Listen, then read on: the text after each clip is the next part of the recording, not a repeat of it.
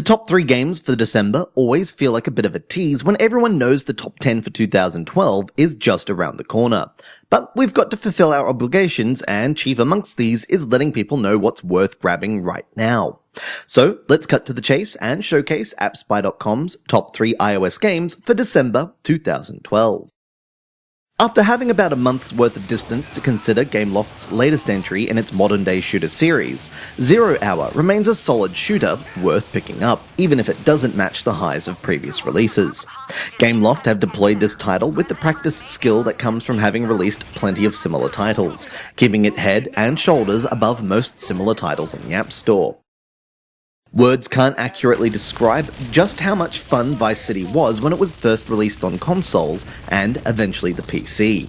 While Rockstar still had a lot to learn about creating 3D games, the detail when it came to the content was, and still is, phenomenal.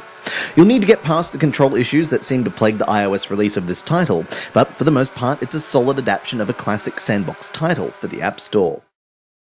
What made Cut the Rope so fantastic was its open and inviting sense of playfulness in its puzzling.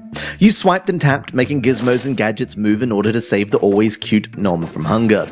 Putting Monsters continues this tradition, though with a puzzler that requires exactly the same amount of cold calculation and fun exploration.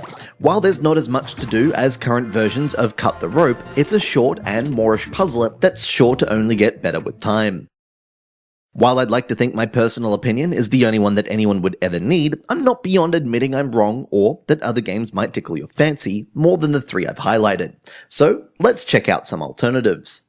Anomaly Korea continues 11-bit Studios' Tower Offense Saga, adding in a handful of new units and abilities to complement the updated graphics. Crumble Zone is perhaps pushing the limits of our list as it saw a release on the 29th of November, but it's an incredibly underrated and original shooter worth adding to your collection.